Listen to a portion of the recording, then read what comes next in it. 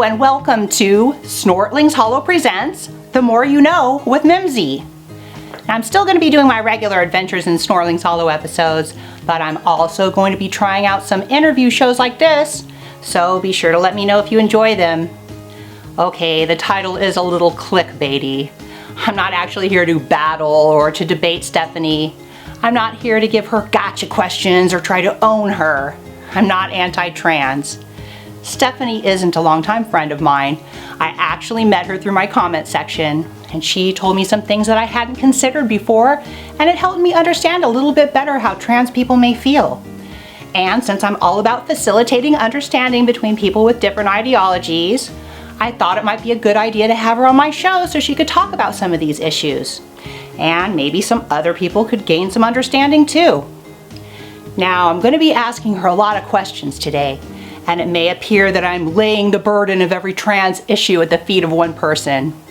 Of course, I don't expect her to take responsibility for every issue and have the solution to every problem. In fact, it's unfortunate when one person is expected to answer for, or to even take the blame for, everyone in their demographic. And the fact that many trans people are discriminated against for this very reason is not something I considered before speaking with Stephanie. It may not be that someone is prejudiced towards a trans person simply because they're different, but because they see them as one of those people who want to take sports away from women, or one of those people who want to indoctrinate our kids. And even though I'm not saying that I can relate to being trans personally, I can relate to this one part because when people hear that I'm a conservative, they often view me as one of those people who want to take rights away from trans people, or one of those people who started a riot at the Capitol. And I know it doesn't feel good. Now, I'm gonna ask Stephanie some tough questions, but it's not because I'm blaming her or trying to attack her. She has a lot of information and personal experience on these topics. She wants to be here today, and she knows what she's getting into. We're here to facilitate understanding between people with different experiences and ideologies in an area where so much misunderstanding persists. I'm going to be presenting some ideas, thoughts, concerns, and questions that many people have about trans issues in order to facilitate an open discussion on these topics. Some are ideas that I share, and some are concerns that I've heard others express. Some may be valid, some may be based on misinformation. It will ultimately be up to each individual to perhaps do their own research and decide what they think for themselves. These questions are meant to start a conversation and to give Stephanie's voice a platform. So let's meet Stephanie. Okay. Hi, Stephanie. Hi, Stephanie. Piper, what are you doing here? I didn't invite you here. I'm here to warn Stephanie. Stephanie, Mimzi's a total transphobe. You don't have to legitimize anything she has to say with an answer. Stephanie, are you here of your own free will to have an open discussion with me? Yes. See, Piper, now get out of here. Trans rights! Trans rights! Trans rights! Now, without further ado, welcome, Stephanie. So why don't you give the audience some background on your life and what brings you here to talk with me today? Yep. My name's Stephanie. I live in Maryland at the moment, in fairly liberal state, moderate state. I am a trans male to female person, which means I was born and assigned a gender role of masculinity, and I decided I wanted to transition socially and medically to something more feminine. I've been on hormones for about 1.5 years, and I've been transitioning for about 2 years total. I was raised in a rural state of Pennsylvania, and I was raised fairly conservatively, actually, to the point where I still hold some of those conservative values, though I would consider myself a social libertarian at the moment. My father was a huge conservative who tried to project as much of that on me as he possibly could, some in positive ways, some in negative ways. So I think there's ways that you could go about projecting things on children in healthy ways and in non-healthy ways. So I grew up fairly exposed to LGBTQ people, not necessarily trans people. I didn't really learn about anything about trans people until I was very, very old, much older. And so for someone like me who didn't know anything about trans, dealing with the types of emotions that would bring you to realize that you are trans, it becomes very difficult because you don't really know what you're dealing with when you don't know something like that exists. And I'm here today because I was brought to this channel by Showdown, because I thought the content was interesting and very different compared to most other conservative outlets out there. And I think it's admirable to see somebody like Mimzi try to expose people to traditional conservative values in a way that is fairly positive and not just preaching to people like I feel like some other places do. And one of the biggest issues that I saw being something like LGBTQ rights, especially trans things, and I was originally a commenter on one of the videos and I got invited to have an interview today. All right, well, I'm super glad you're here. And I guess we'll just go ahead and get started with the interview then. Here's the first question.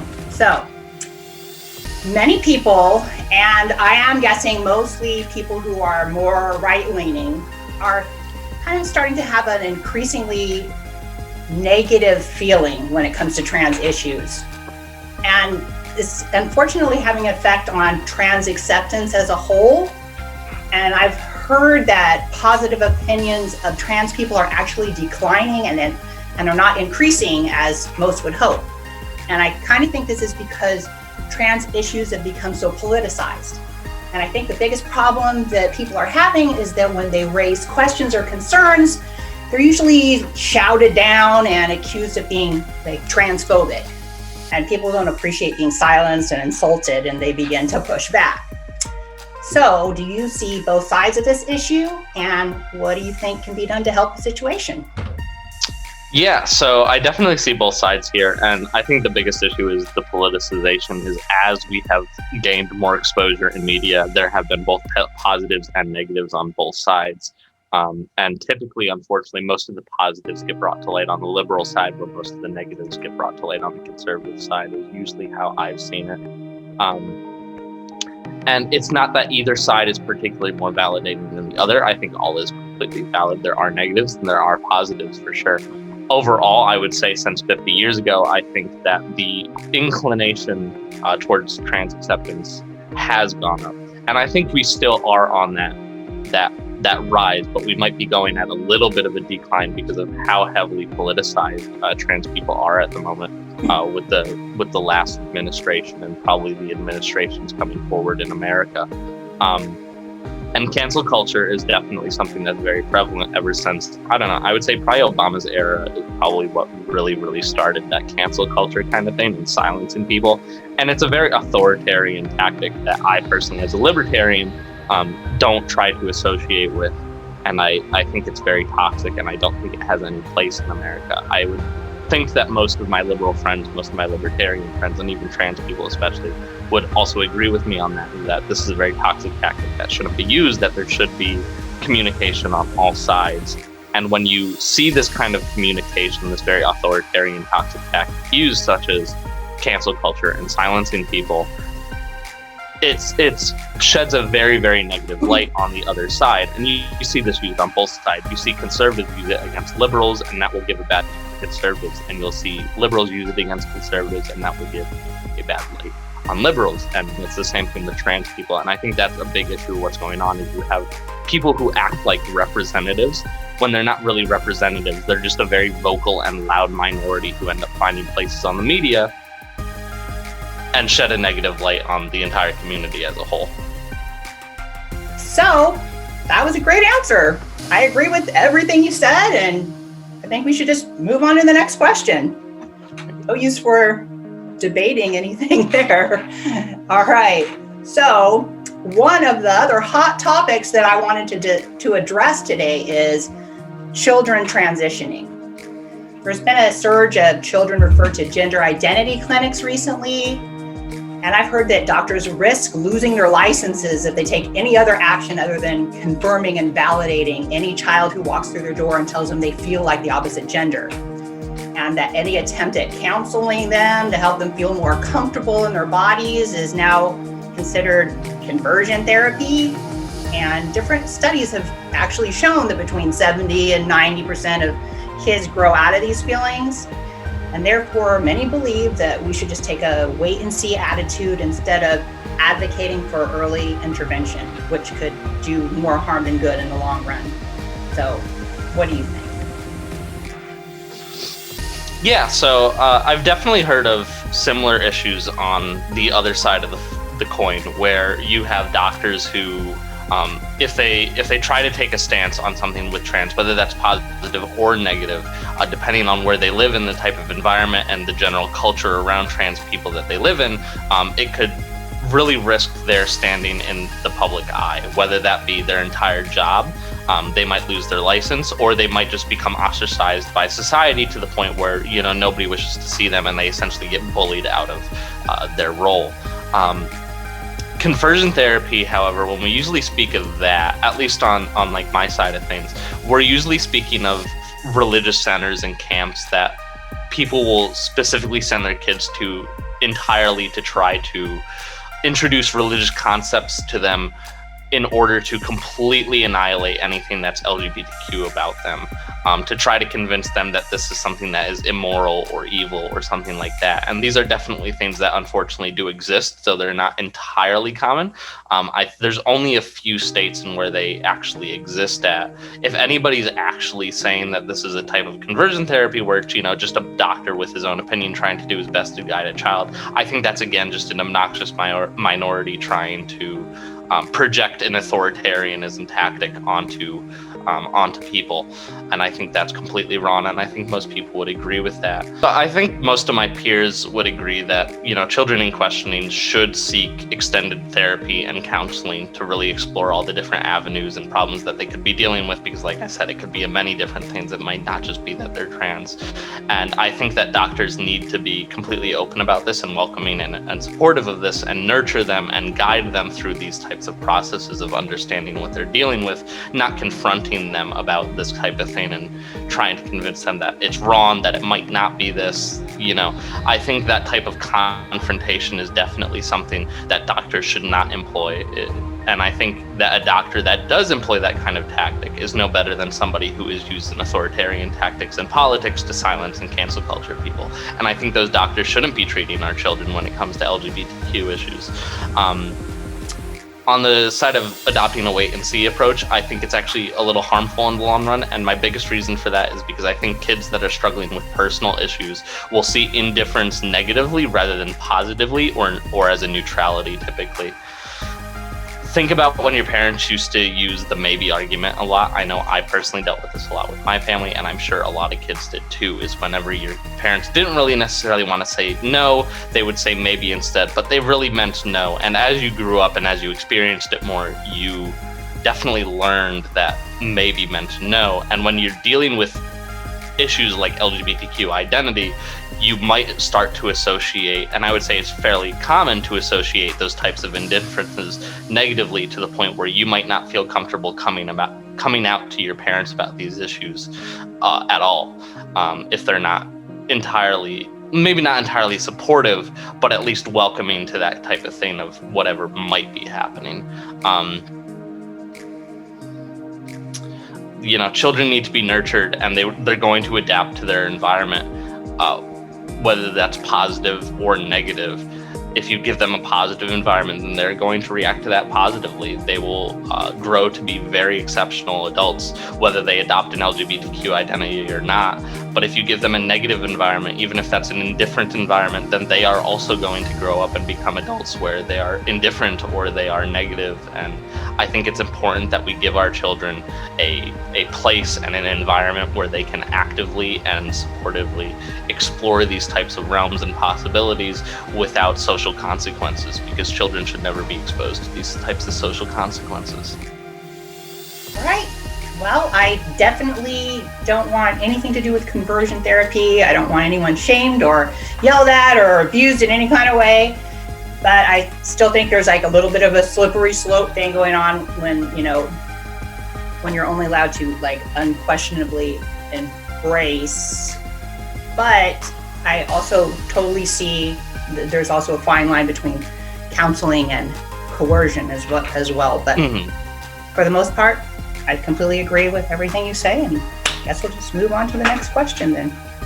Parents and many people, I guess more on the right, are increasingly concerned about what they see as kind of a trans agenda being introduced to their kids through their schools. Some suspect that quite often, and more so in some states than others, that what kids are being taught on this subject goes beyond simply being tolerant of others' differences and is leaning towards promotion. I've heard it described as steeping kids in gender ideology and encouraging them to come out. And it can be enticing to kids who may be reaching puberty and feeling uncomfortable with their changing bodies, and they're like confused as to what's okay or expected, and that these uncertainties may be interpreted as, I think I might be trans. And they may also want the attention and support that they perceive that their peers are getting, the ones that are coming out as trans. And I have also learned that the incidence of girls coming out as trans has risen by 4,000% in recent years. And many of them are experiencing something referred to as rapid onset gender dysphoria, meaning that there was like no childhood history of gender dysphoria. And that's not how gender dysphoria usually works. So, do you think that there's any validity to the social contagion argument? And do you see any cause for concern? I think the biggest thing for me is that I don't think that there's anything inherently wrong with promoting and encouraging LGBTQ identities in school spaces like colleges and high schools and middle schools and even elementary schools.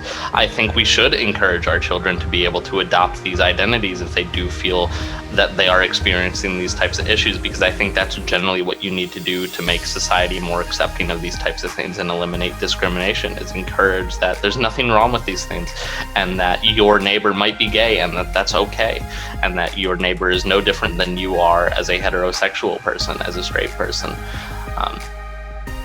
It might be difficult to understand for someone who isn't LGBTQ, but it's actually quite simple in my experience, and maybe in your case as well as a bisexual person. Typically when we grow up and we are confronted with these types of feelings, we know for the most part what we're dealing with. We know that we're struggling with an attraction to a certain sex that might not be completely normal than what we're experienced with. And that's the same thing with gender science and gender ideology, is that, you typically know when you're dealing with something like gender related issues. Even I did as a kid without knowing what trans was, but there just wasn't really a word out there that really allowed me to understand what I could do about it, or if that was normal, and that's a big thing that trans people go through, is they think, oh, this is probably just normal. This is probably something that a lot of people go through, and that it's just something I need to move on from.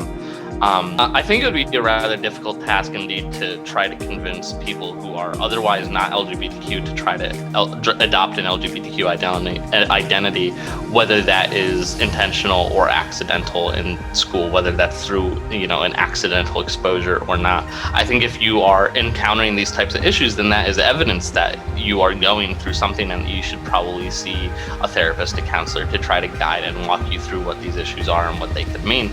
I don't think that necessarily means they should jump towards something, and I think if they do jump towards something, then I think it's kind of on them in a sense for jumping at something that they don't entirely understand yet. Not that there's anything wrong with that. If you really believe that you're gay, if you really believe that you're trans, I don't think there's anything wrong with making the steps to really realize the person that you are and explore that. I don't think there's anything wrong with it at all. But as far as being jealous of attention that LGBTQ people are receiving and wanting that as well, I think it would be really difficult to reach such a point without a severe gross misconduct being presented in the education system and somehow go unnoticed. It's just an extremely unlikely situation in my experience and in my opinion.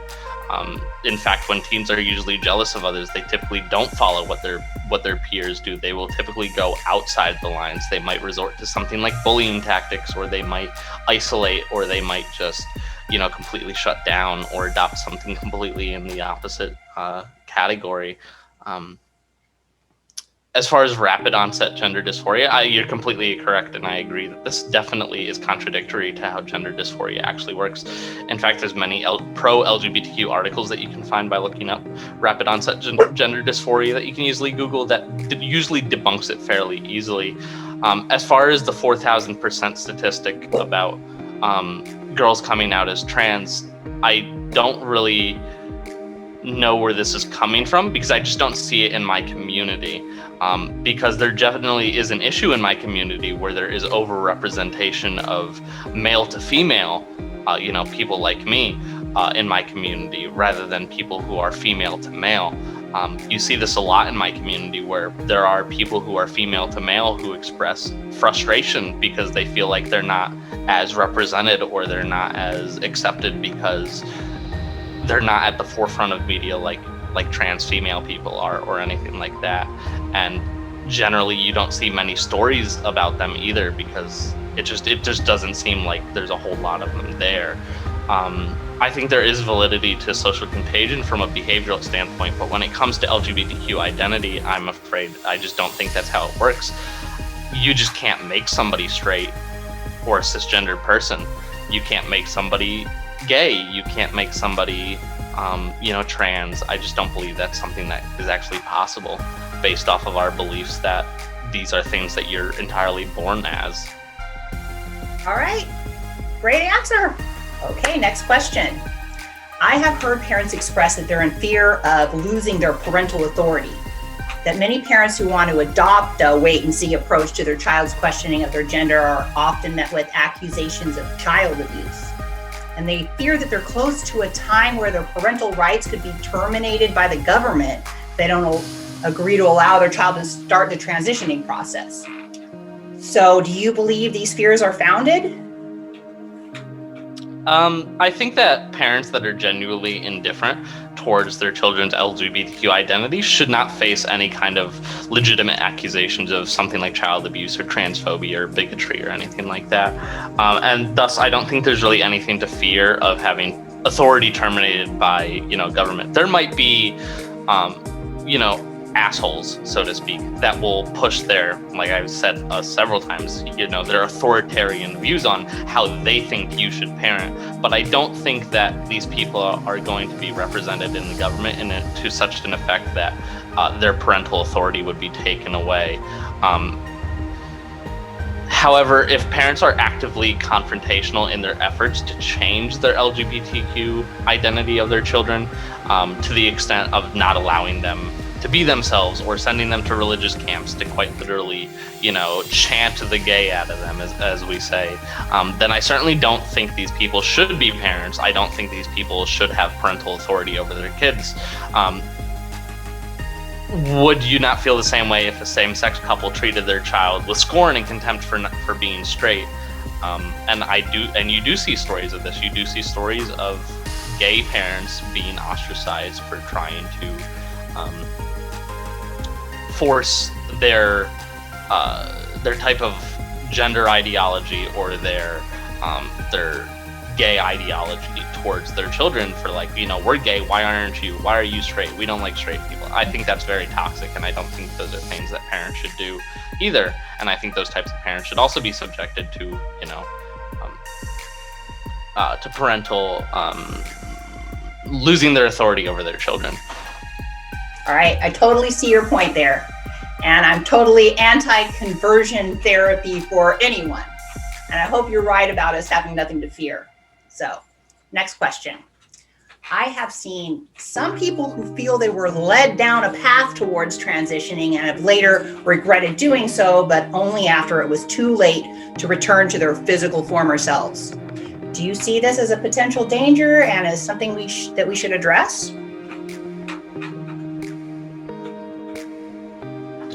I feel that most people who go on to regret their transition end up with contempt for the community for being led down that path. Usually end up in this situation because, in my opinion, they usually rush to these decisions of a medical transition with little amounts of therapy and exploration. And I think that while there's nothing wrong for feeling a certain way about your identity and wanting to jump immediately into medical transition, I think it's unfair to immediately turn around and project that blame and project that frustration on the rest of the community for a decision that you made and that you definitely had more time to make. And I think that, as I said before, that most of my peers would agree that we encourage therapy and counseling of an extended period of time to be able to explore what you're going through and figure out maybe it's not trans, maybe it's something else, maybe it's some other sex-related issue that you're going through. However, I also understand why people will rush their decisions to start HRT. I know personally, even I rushed my decision a little bit. There's a general notion within my community that you should medically transition at least before the age of 25. That being the age when your natural hormonal growth finishes all the permanent modification it's making to your body, and that if you transition after 25, then you'll be less successful. You won't pass as well as your chosen gender identity. I think it's an unfortunate stigma that haunts most trans people, if not all trans people, and makes us want to progress before it's too late. And this is why a lot of the trans community wants kids to have access to things like puberty blockers so that they can have the time to make an informed decision without the consequences of going through a puberty that they might not want, that will make it harder for them to pass and harder to be accepted. So yeah. All right. And I have considered this, the whole rush to hormone therapy before a certain age. So it's totally understandable, but another one of those like fine line areas, I guess you'd say. All right, next question. So what is your take on the whole "are trans women real women" debate? Many people's position is, sure, you can experience gender dysphoria and you can choose to live your life as the opposite gender, but you're still biologically male or female in reality, despite gender reaffirming measures. But I've heard from trans people and allies that it's possible to have a female penis and that men have periods too. And I guess that's based on the idea that gender is a social construct and that sex is a spectrum. So where do you come down on this debate? And do you feel that most trans people share your views?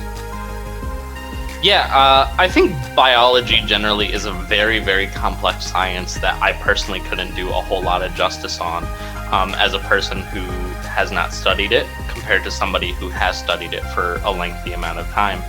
But one issue I encounter a lot is everyone acts like they're self-proclaimed expert biologists with their high school diplomas, and I think this is wrong, and I don't think you should act on this with any kind of thing. In reality, this is acting like you know anything about quantum physics after learning the basics of thermodynamics, or pretending you understand surreal numbers with only a background in PEMDAS.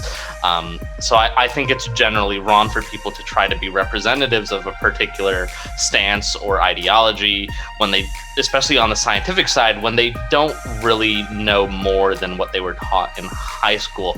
And even high school does, depending on where you went and depending on the curriculum, does introduce certain things. Sex certainly seems to be a spectrum rather than a strict binary system. And there's evidence of this throughout nature and other living organisms.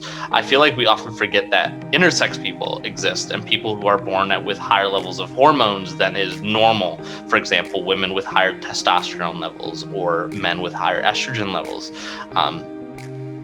For example, you could be born with a uterus and a penis. It's entirely possible, and there are many people who have gone, even cisgender males who have never thought that they were anything else in a day in their lives end up pregnant because they find out that they actually have a uterus. I've seen not many stories of this, but I have seen a few stories of this, and maybe some of our viewers would know what I'm talking about. On one end, we might say that a person is male because of their outward sexual characteristics, but on the other one, we might say that because of the existence of a uterus and the possibility of pregnancy and periods, that this makes them female. What is it? It certainly isn't one extreme or the other. It definitely seems to be a bit of both, and that's certainly evidence that there is a spectrum involved there. These are just a very few basic and common examples of sex being more than a spectrum than a strict binary system. But in my opinion, the most important lesson here is that only The only time the sexual characteristics is important to the average person is when they're having sex and reproducing. I don't think these types of things should matter to anybody else other than them and their sexual partners. Other than that, labeling people based off their sexual characteristics and assigning them strict social roles is ridiculous in my opinion when you look at it this way. That's why LGBTQ people and even feminists work so hard to disconnect gender and sex as it is traditionally seen, because scientifically and practically speaking, there is no point for it other than as a form of control over society, in my opinion. Okay, well, that was a very interesting take. So, next question. Many people who have no problems with people being trans per se are being turned off to trans issues because they believe that trans people and their allies don't believe it's enough to simply be accepting and tolerant of people's differences, and they want to push it further by forcing them to deny what they believe to be facts about the differences between men and women, and attempting to erase biological sex, and also threatening to impose laws and discipline measures if they don't conform their speech and their beliefs to what they're told. So what is your response to people who are concerned and upset by this? I think most people would agree that it's okay to have differing opinions and operate under different perceived facts in public, even to the extent of being discriminatory, as long as we understand that these usually come with social consequences, such as being ostracized by your peers. It would be totally unnecessary and unfair for the government to intervene in these public spaces unless an actual crime is committed, like assault. However, it's different for the private spaces such as the workplace, a school, and organizational grounds, etc. These are places where you can't just rely on social consequences and being able to walk away like you can in a public space like out on the streets. To an extent, you are forced to be in these situations, and when faced with discrimination from coworkers or fellow students, even without breaking the law, I think it is fair to implement policies designed to discipline people for such.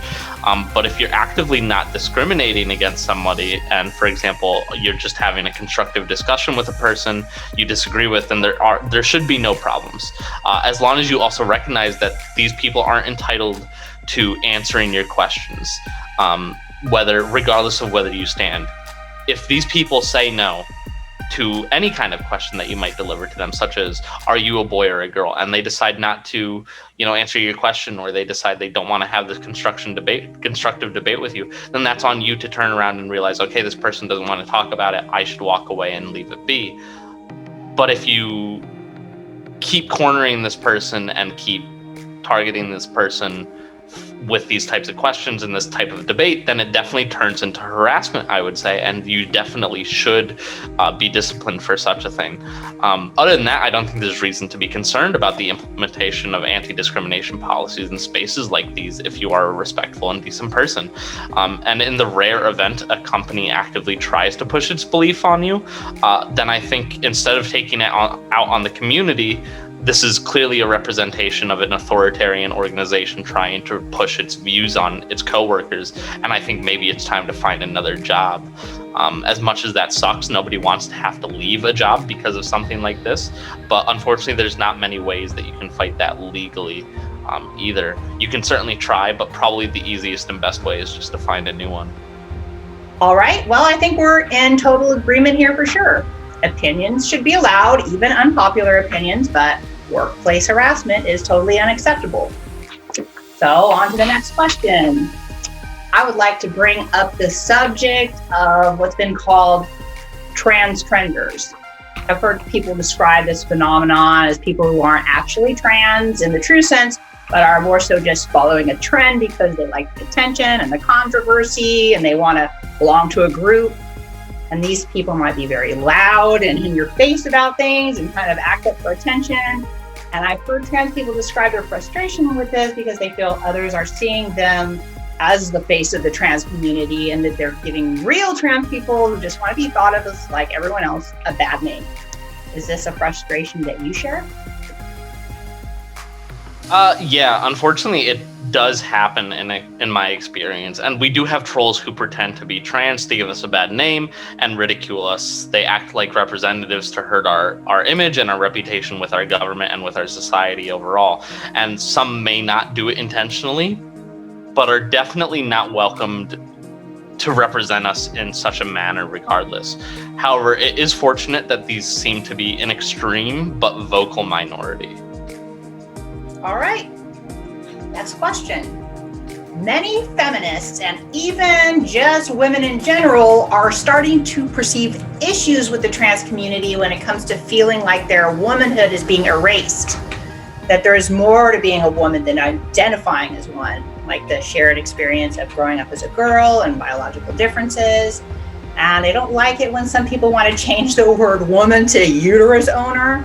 Some feel their identity is being hijacked by what some have called a new type of patriarchy, wherein what they consider biological men are taking over their spaces and identities and kind of bossing them around. Are you sympathetic to their concerns, or do you have another take on this? In my exposure and experience, I feel like these cases are typically the minority. I feel like feminists have been part of the LGBTQ community since Stonewall existed, and have for a large portion of that time even included trans and intersex people as well as men. Feminism, in my experience and in my exposure, isn't necessarily about womanhood. It's been about detaching social roles from their sexual organs, regardless of whether you're a man or a woman. In this sense, I think trans people and feminists have common ground disconnecting sex and gender.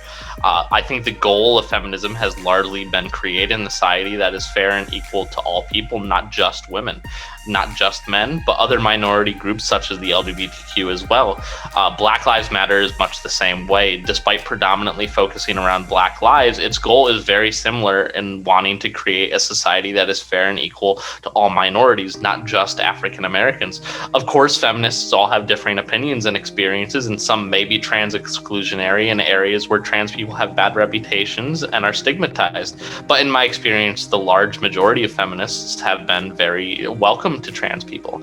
Certain factions of feminists do exist that try to prioritize goals surrounding the female sex, and their goals and methods are mostly valid and peaceful. And I am sympathetic to their concerns about trans people, especially when you see how we're portrayed in the media. But it is my belief and hope that when the average people start to understand and learn more about trans people, that these types of factions will become more inclusive of trans people. Okay, great.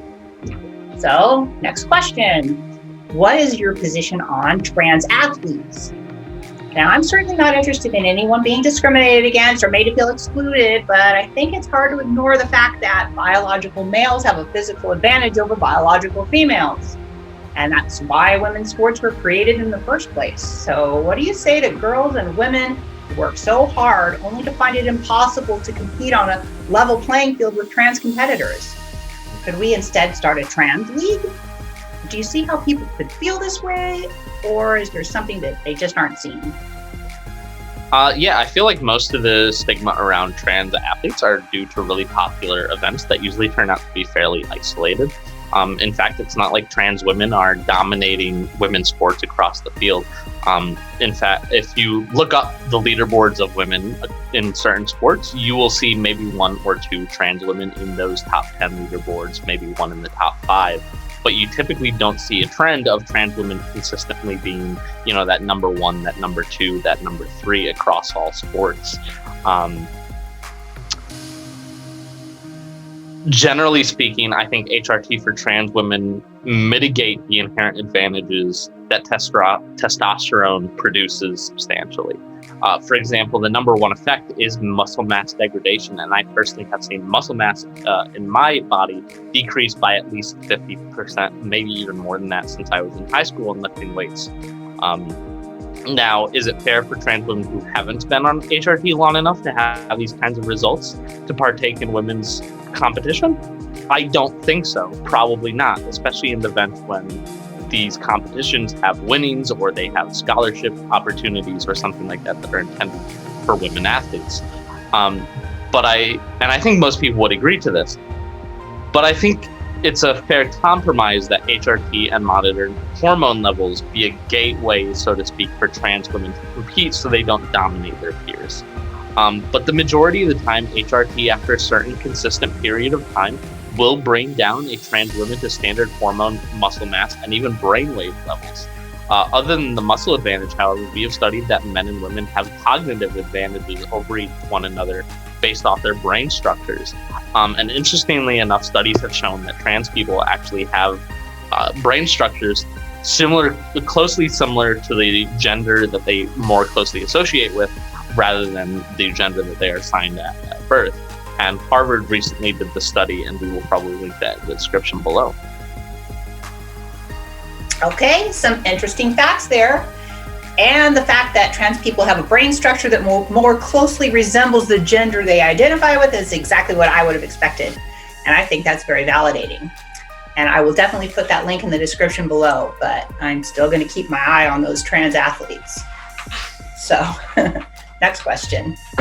I have heard that many gay and lesbian people are starting to see certain aspects of trans activism as a war on gays.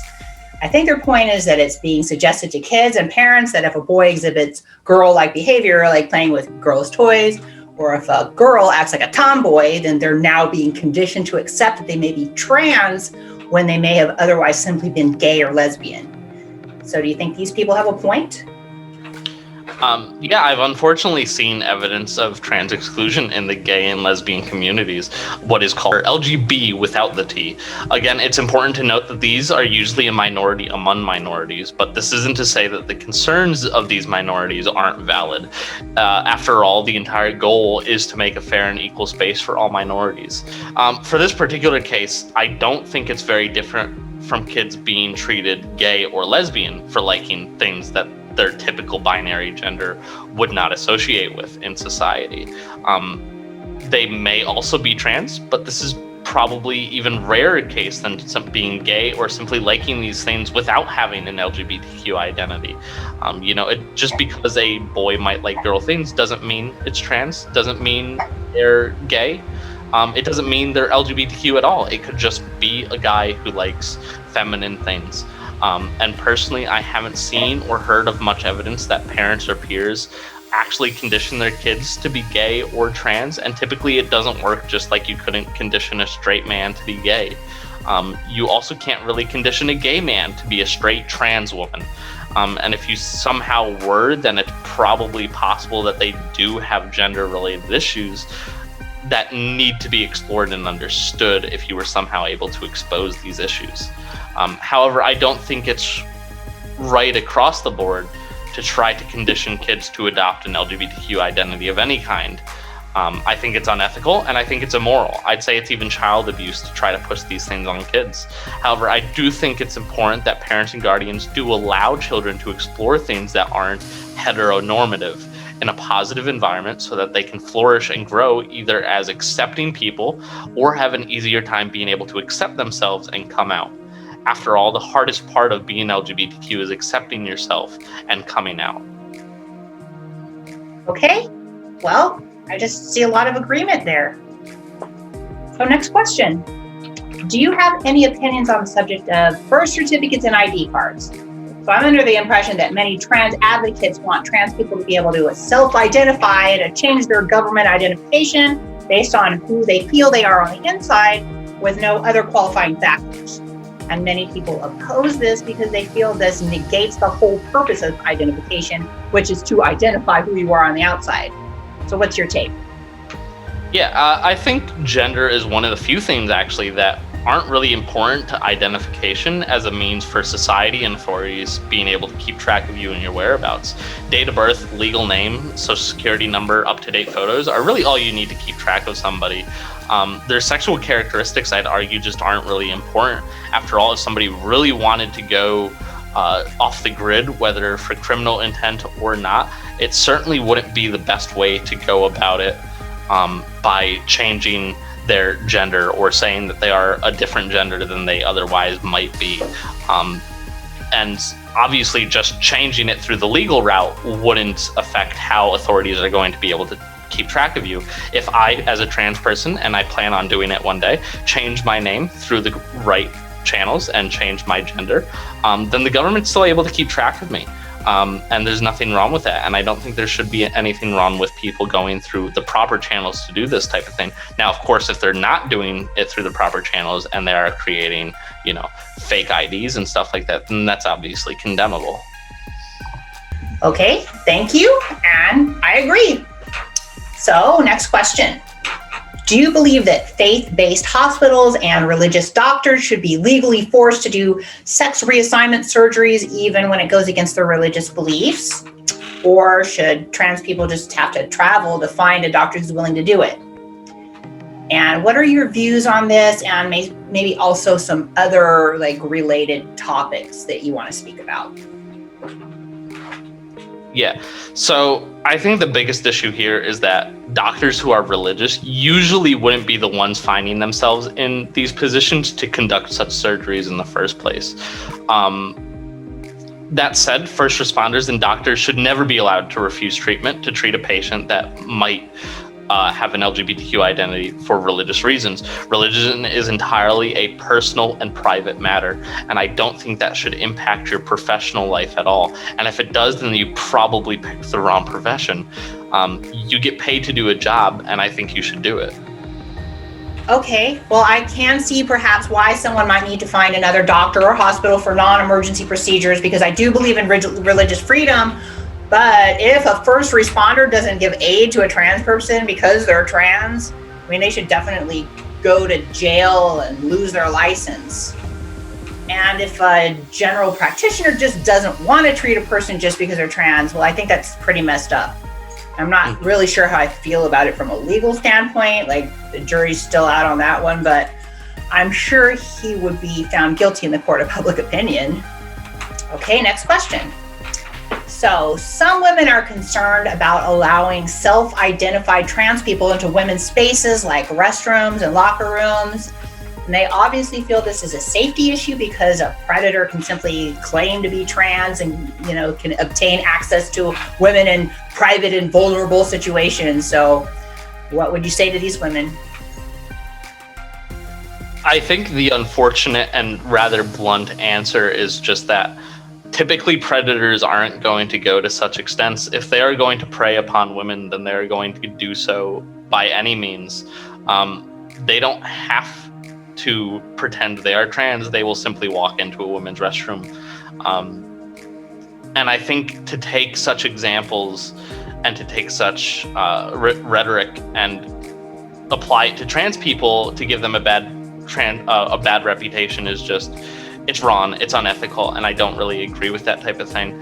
Another thing is that all LGBTQ people are just as likely to be sexual predators as cisgendered heterosexual people. Should we not allow lesbians in women's restrooms because they might prey on women? It's the same thing, in my opinion. A good lesson that I learned when I was a kid was about motorcyclists, and I think probably most people have heard about this, when motorcyclists used to be stigmatized for being murderers and rapists, and overall, after some time, society generally became more accepting and realized that this is a really stupid and awful label to put on all people who just like riding motorcycles. And it's obviously an unfair label that is just about the vast minority of motorcyclists turning out to be this way. So why should we do the same thing to LGBTQ people? All right, point taken. All right, next question. So what would you say to people who say that gender dysphoria is a mental illness and point to the high suicide rate to back up their claim? So can you speak to this, and also on whether or not medical transitioning has an effect on the suicide rate? I think the most important part about using suicide rate as evidence of a particular LGBTQ identity being a mental illness is that people used to feel the same way about lesbians, gays, and bisexual people. But as society became more accepting, and especially when same-sex marriage was legalized, LGBT rates for suicide completely plummeted. This is enough evidence to point to the fact that suicide rates just aren't a good statistic to point towards mental illness, especially towards trans people. Aside from that, there are countless studies that do suggest that there are benefits to the psychology of a person for taking medical transitioning, or at least socially transitioning, depending on how they think is right. generally, the rate at which people regret things like HRT and they regret surgeries is about 4% or lower. The vast majority of people do see an ease in their psychology when they do take HRT and they do take surgeries. All right, well, that's a perfectly reasonable explanation, and I am happy to include any links that you might have to that in the description below. Okay, next question. So how do you feel about people who consider themselves to be trans age or trans race or trans species? Do you welcome them into the trans community, or do you prefer to distance yourself from being associated with them? And why or why not? For the most part, I think that these people are not part of the transgender community. Transgender is the way it is because of the fact that gender is a social construct with little to no significance other than how society expects you to behave and act, and it can be easily changed without consequence. Age, on the other hand, is a scientific measurement most importantly used to monitor cognitive functions and organ development in people in order to determine when they are able to make decisions for themselves and when certain things are healthy for them. Race, on the other hand, would be the most similar to gender as a social construct that has little significance, but the difference lies in the fact that you cannot just transition to another race and all the aspects of it. There is no scientific evidence that suggests that you could potentially be another race, let alone some magic hormone that exists that allows you to change your skin tone. The same goes for species. You just can't be another species unless somehow you were the rare offspring of a human in another species. My biggest gripe with these communities, however, is that it's typically used to degrade and hurt the transgender community and exploit people. And in those cases, I think it's condemnable. All right. I actually kind of figured that most trans people would feel something similar to that, but it just seems to be that like being transgender is like a real biological thing, and that the other ones are more like about feelings and imagination, you know? So I'm kind of wondering if I'm going to get any comments from the other kids.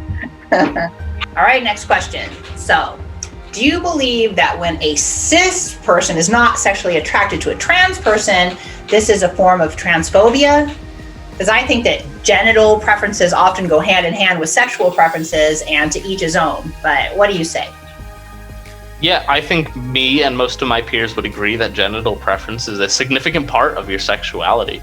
You're definitely not a transphobe as a lesbian who doesn't find trans women attractive and that you wouldn't have sexual relations with. You are a transphobic lesbian, in my opinion. However, if you are discriminatory and exclusionary and you gatekeep your community by also excluding cis lesbians who are inclusive of trans lesbians and trying to tell them that they aren't real lesbians because they're technically dating a biological male. However, there are trans people that exists, unfortunately, that will behave this way, thinking they are entitled to sexual relations with people and yell at them when they don't get their way and are rejected for them having a genital preference. These people don't represent trans people and are just assholes, in my opinion. And even trans people can be assholes. All right. Well, next question. I have heard it said that there is a debate on whether or not transgenderism should be medicalized. So do you believe that being transgender is a medical or psychological condition requiring a diagnosis of gender dysphoria? And do you find this validating? Or are you someone who sees this as gatekeeping and is inviting people to delegitimize people's identities, or that you don't need to be dysphoric to be trans? So what are your views? Yeah, it's definitely an unfortunate and relevant debate that is heavily contested even inside the trans community. And the community can sometimes be at extreme odds on the interpretation of this. On one end, there exist factions of trans people that believe you cannot be trans if you reject the opportunity of a medical treatment. I personally am of the belief that medical transition is not a treatment for gender dysphoria, that it is a therapy. That's why it's called hormonal replacement therapy, after all. It's a therapy that can ease your gender dysphoria by changing your body to resemble how you perceive you should look. But this therapy doesn't work for everybody, just like how therapy works in general. Some trans people prefer to just socially transition and are okay with their bodies as they are. Some trans people avoid medical therapy because their bodies can't handle it. A good example of that is a drug called spironolactone. It's a common testosterone suppressant used in HRT for both trans and cis people, and can have some really nasty side effects. Some trans people prefer to avoid this risk and go about their transition in different ways. I personally think all these ways are valid. Personally, as myself, I don't have any issues with spironolactone, so I can take it without any consequence, physical or socially. But I do have friends in the community that have taken spironolactone and have suffered severe physical illness from it. As far as being in transgender requiring a diagnosis, I'm not sure. On one end, I would say that you should see a therapist, and I think most people would agree that you probably should explore with a therapist and a counselor in a positive environment to deal with your issues when you're regarding sexuality and gender. You might not be trans, you might be a femboy or a tomboy, or you might have traumas that have imposed these issues upon you. However, I don't think it should be a requirement. And if someone decided to medically transition through informed consent clinics, then that's their liberty to take, in my opinion. What I don't want to see, however, is for these people to regret their choice and come back and turn on the community because they made their decision and didn't like the results. Okay, well, that was a great answer to a very nuanced subject. So, next question. How prevalent is homelessness in the transgender community, and what are some of the factors that contribute to it? Unfortunately, it's very prevalent. I myself have been homeless and had to squat at times. Factors could include discrimination in the workplace, exclusion from your family and friends, being ostracized by your local community. They're all terrible and unfortunately not uncommon circumstances, not only in the trans community, but the rest of the LGBTQ community as well. All right. Sounds like another unfortunate side effect of the politicization of trans issues is dividing us and contributing to the lack of acceptance. Mm-hmm. So, next question. Do you believe that trans people have an increased chance of being killed as compared to other demographics? And if so, is this always attributed to bigotry, or are there other factors such as trans people being more likely to put themselves in dangerous situations, such as being involved with drugs and prostitution? I think typically it's a combination of both sometimes.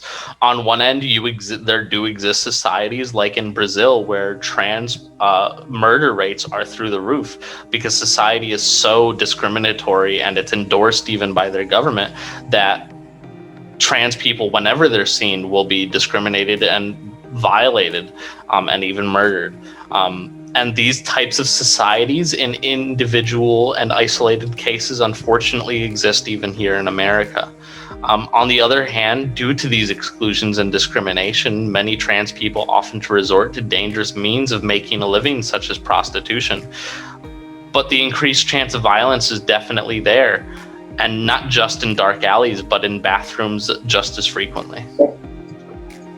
Oh yeah, that's very sad, and there's a lot we could unpack there, and I'm sure we could just do a whole show just about discussing all the aspects of this, but for now we're going to move on to the next question.